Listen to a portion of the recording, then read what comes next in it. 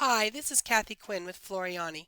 Floriani is a division of R&K Distributing, and I want to welcome you to this week's Project of the Week. Now, we're going to work with outlines and creating a negative space so we can fill with whatever type of stitch we want. Now, I've had a lot of questions about this. What if I have a quilt block and I want to put a design in the middle of it? I want to create an outline around it, and I would like to stipple out to the edge of that block. Well, we're going to look at that, which is very simple, and I'm sure a lot of you already know how to do that. Then we're going to look at being a little more creative with some artwork tools and creating a hot bath holder to sit on the table and set hot bowls and pots on. So the simple way would be, of course, just to bring in a design, create an outline, and we're going to do that. But first, what I want to do is I want to create my thread chart. Now you will notice that there is a thread chart up here, one that I've created. If I put my cursor on it, it will tell you, if I put my cursor or hover, come on baby, hover, don't you love it? Notice it says hot pad. That is the name of this thread chart. So the first thing we're going to do is delete this. So we're going to come into Tools, Thread Chart Creator. Now I can say delete. Now it's going to ask me, what thread chart do you want to delete? Well, I want to delete the hot pad. So I can say delete, OK, and when I exit, notice it brings back my standard color bar, whatever thread palette I've picked. And as you can see, as this is highlighted, this says Isacord polyester. So that is the thread chart that I had chosen previous. So now what we're going to do is we are going to create our own thread chart. I really like doing this because it has the colors I want to work with. I know they're colors that I own, not just colors that come up in the design. So I can work with these very easily. So I'm going to go to Tools, Thread Chart Creator.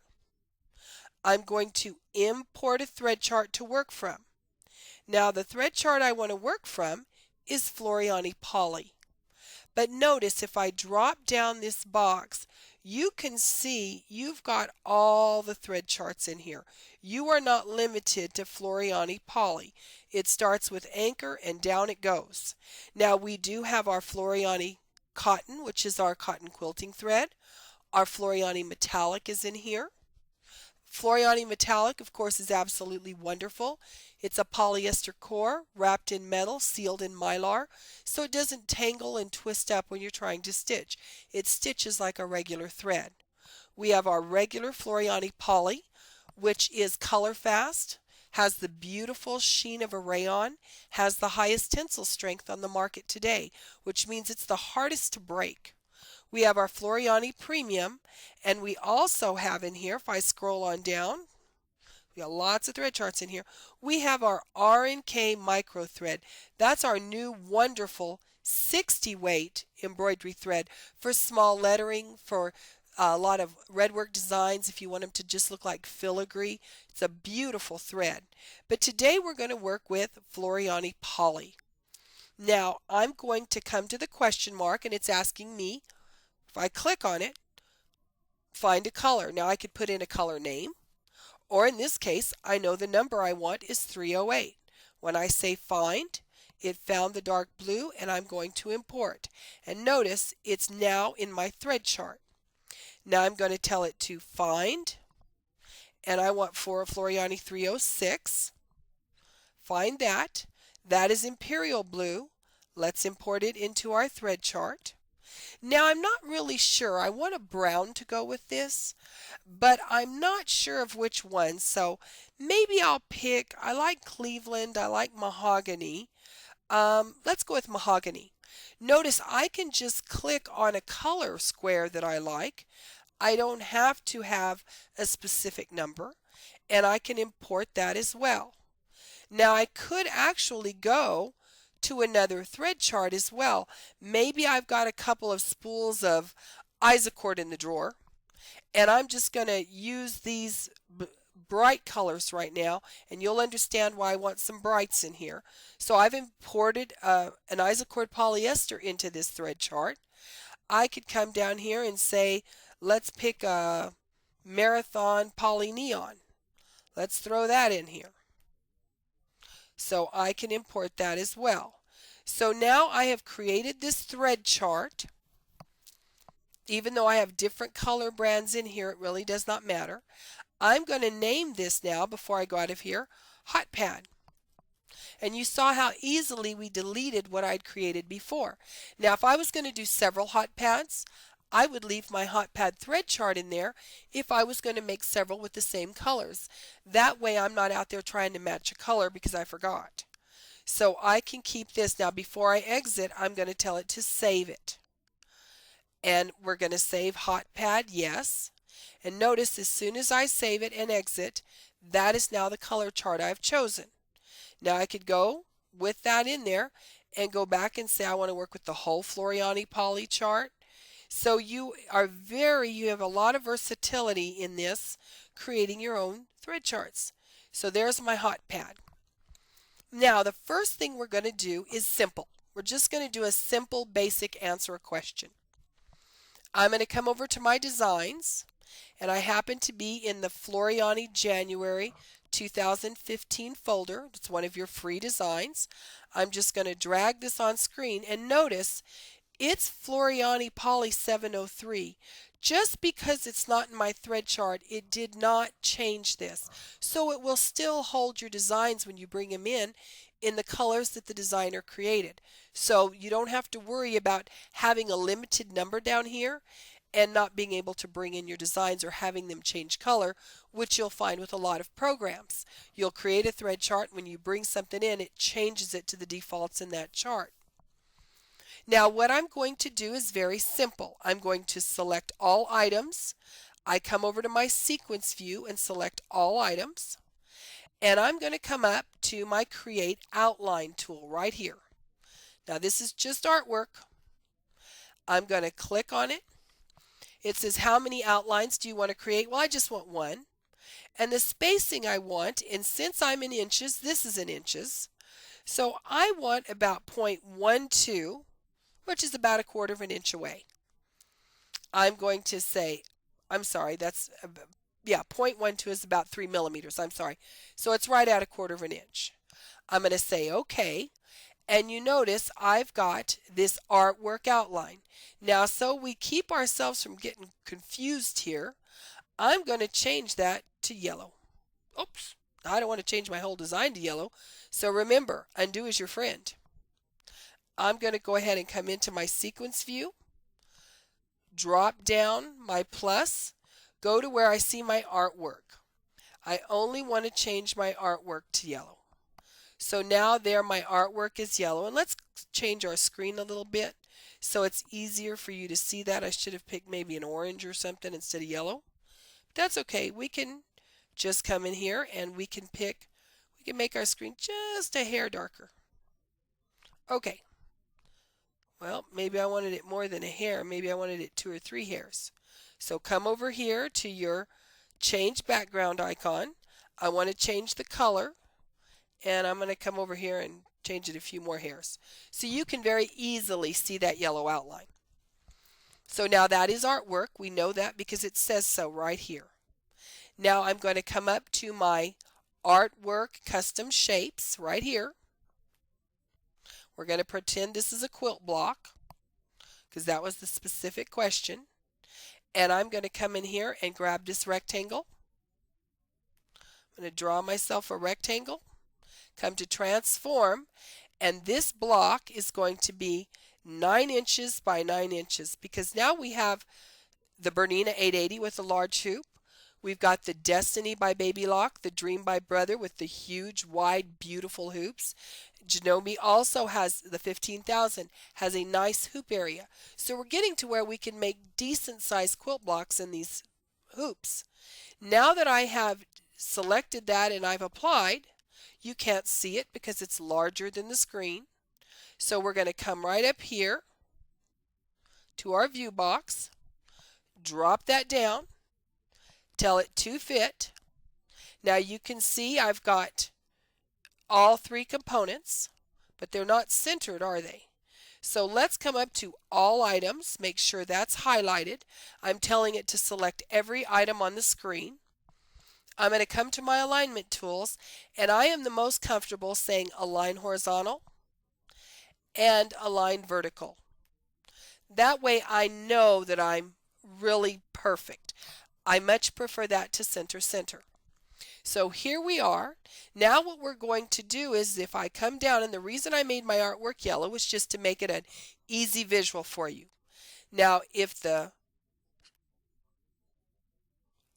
line around our design is artwork, I'm going to hold my control key and select my square as well. So now I've selected the two components of artwork, and I'm going to come up here to my paper clip. I'm going to click on it. This is my combine tool. So I'm telling it to combine this area. Now you can't see it, so I'm going to say fill and apply. So now I have made that entire area around my design to the edge of my quilt block. I have now made that a solid piece of artwork. So now I can come down here and decide what I want around it. Well, we're talking about quilting, so I want my beautiful auto stipple. Now I'm going to click on it. This is going to take a little bit because that's a lot of space. And the nice thing about the stipple in our Floriani Total Control U, the improvement we made, was the fact that this is one single path. And this path doesn't tie off anywhere and start anywhere else, so it makes it nice and smooth and beautiful.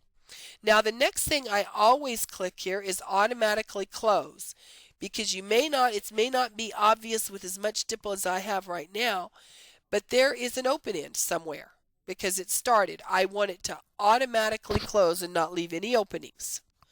So I'm going to do that. Now I'm also going to make this about a 3.5 stitch length, because if this is a quilt block, I'm going to go through my batting as well. And I'm going to change my density on this to about 8. Now that is the distance between this loop and this loop. I want it 8 millimeters, not 2.5. I don't want micro stippling. So I'm going to apply, and now you can see I have very simply created around my design to the edge of my square, and I have filled it with stipple. Just a simple little exercise on how to combine your artwork. Well, let's get a new piece of paper and have a little bit of fun with this artwork. Let's go ahead and get our new design page, and I'm going to come up to my custom shapes. Now this is also artwork. We have this artwork tool that we just used to go around our design to outline a shape that was already there. Or we have custom shapes if I want to create an artwork shape up here. So I'm just going to click on this. Perhaps. What is crazy here? Come on, baby. It's getting tired. Oh, I see why I have my drawing pin on. Excuse me. So I'm going to come up here to my custom shapes, and I want an ellipse. I'm going to make a hot pad to sit on the table to set hot items on. And I really like the idea of it being round. Not only is it different, it looks nice under a bowl, and it's easier to put binding on. So I'm going to come and I'm going to create a circle. Now it's not exactly a circle yet.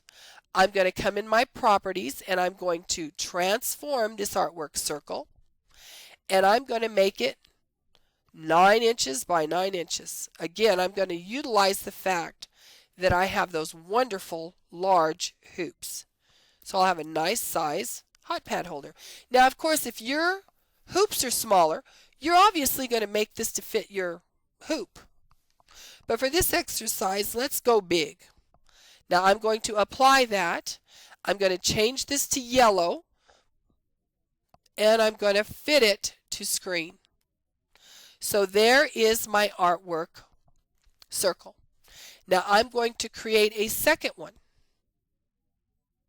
Again, Same thing. I'm going to do an ellipse. I'm going to come to transform, and I'm going to make this one a 6-inch.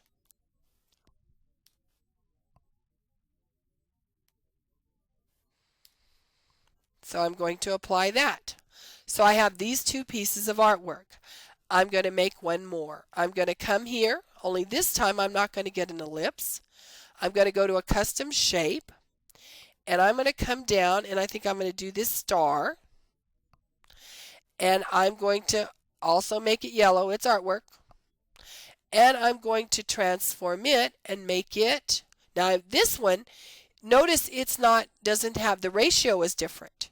So I'm going to maintain aspect ratio, and I want it to be 3 inches tall. So now I've got these 3 pieces of artwork on the screen. Now let's come up here to all items. Let's go to our alignment tools. Let's align vertical. Let's align horizontal. And I know I'm beautifully aligned. Now let's come in and talk. Let's grab first. I'm going to come down here and I'm going to grab my little star. Now I'm going to create an outline around that. You'll see why in just a moment. I'm going to create an outline, and I don't want any space at all. I want it to be right on top of that. And I could go ahead and go to my custom shapes, pick it, change the size. This is much easier. It's much faster. Now that I've already got a shape up there, I'm going to say OK. And now there's my second little star. I'm going to turn it to pink. So I have a pink star and I've got a yellow one. So the first thing I'm going to do here is I'm going to grab my yellow star. Holding my control key, I'm going to get my inner yellow circle. So I've got that yellow star, the yellow inner circle. I'm going to combine. Let's fill that and apply. So you can see I've now got this space I can turn into stitches. Now the reason I put that little pink line in there is because now I'm going to select that one. Oh, hang on, I've got it crazy over here. I'm going to select the pink one, and I'm going to tell it down here with all my one-click wonders, I'm going to tell that I want you to be a little steel stitch. So I want you to kind of outline that area, highlight it. So now I'm going to click on my yellow circle, which is still artwork, remember, and I am going to create an outline around it at 0. OK. Whoops, I said cancel, excuse me. OK. And I'm going to come down here, and there it is. So I've got that as yellow. I'm going to go ahead and change that one to pink so we can see a little differentiation here in color as we go. Now here's, oh I'm sorry, I changed the wrong one. Change that back to yellow. Apologize. I want the little artwork at the bottom, the circle right here that I did, and I'm going to come up here and hold down my control key, and I'm going to grab my other piece of artwork. So now I've selected the top piece of artwork. There we go. Now we know I've got artwork. Hold down your control key and select your last piece of artwork. There we go. Now with this, again, I'm going to combine. Tell it to fill so you can see it. Now it's all yellow, so that makes it tough. So let's go ahead and make this pink. So now what we have is we've got a pink area that's artwork. We have a yellow area that's artwork. We have a plain area that's just fabric with a nice little border around it. So now let's pick our yellow area. That's our, and let's go ahead and again go to this wonderful little artwork, create outline. OK. Now let's turn that into a nice little steel stitch, and of course it's whenever you do this, the last thing that you digitize it's always at the end of the row. So as you add things, they're always going to be at the bottom. So let's highlight that. Let's go ahead and turn that into a nice little pink steel stitch. You can't see it real well yet, but you will be able to in a minute. And now we're going to select our large pink circle. And we again are going to tell it to create an outline. 0 distance, 0 spacing. There it is. Let's change it to yellow just so you can see it better. Oops. Undo is my friend. I had it all selected. Come down. Select just this one right here, the very last one. Turn that one yellow. And let's make that a simple run stitch around there. Now we've got a run stitch artwork, a steel stitch artwork, and a steel stitch. So let's pick our pink area now. Let's pick this artwork. We know it's artwork how? Because it tells us. You can always look and see where you are in your sequence view. Now I'm going to turn this into a stipple. So I'm going to auto stipple.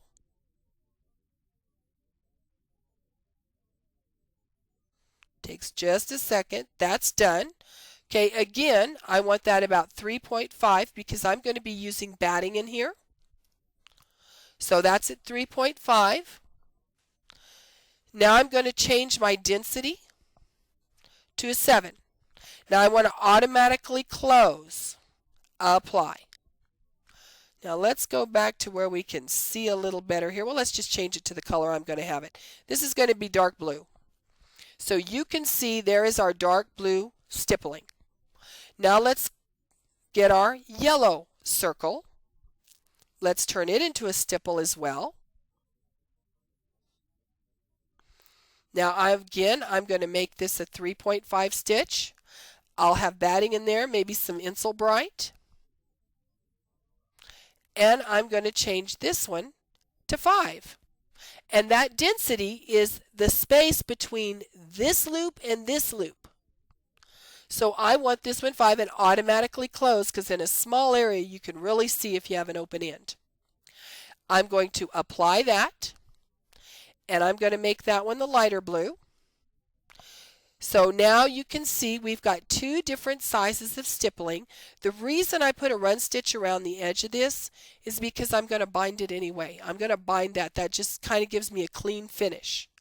Now let's get our outer circle because you can see exactly what you're doing. I'm going to have that one be the light blue. If I can keep it on screen here, excuse me, let me fit it to screen. If something disappears on you, tell it to come back and fit to screen. So I'm just going to left mouse click on the blue.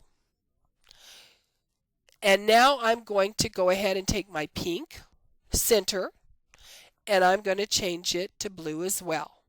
So now we've got this cute little hot pad holder, but I left a little blank space in there because I want to add the letter H for hot pad, or you might want to put the letter B because your last name's Bailey.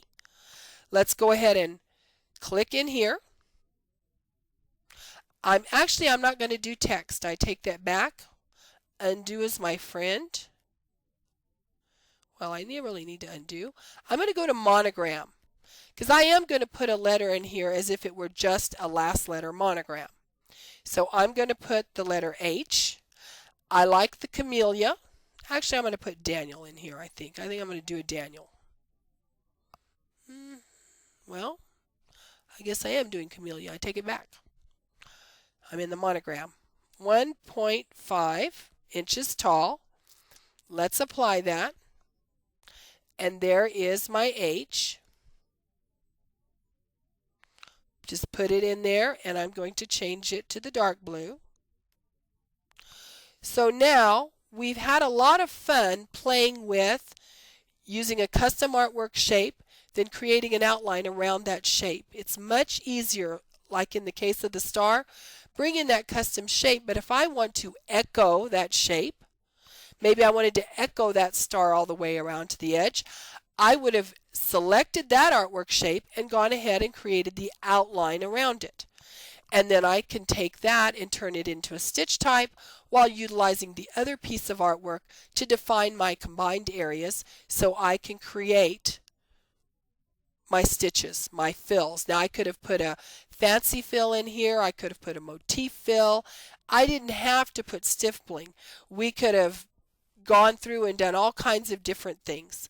Know that anytime you have an area selected, oops, if you don't have your text tool on, let's go ahead and grab this text and let's just delete it because I don't want that one. Well, there we go. Well, I deleted too far, of course, so I can redo. Well, maybe I can't. Let me see what I did here. Let's go back to my monogram. I think I got crazy on the delete over there. Okay, so we're going to go ahead and put in our H again. Put it at 1.5. Apply. Change my color by left mouse clicking on it. And go ahead and place it in my square here. But if I wanted to come in here and say to select this auto stipple, the stippling I have, notice my icons have come alive. So I could come in here and change it to anything that I have a one-click wonder for. So have a lot of fun with this. Next week's lesson will be on the different ways to use embossing in our software. So look forward to next week's lesson of the week as well. I hope you enjoyed today. I hope you learned a lot. See you soon.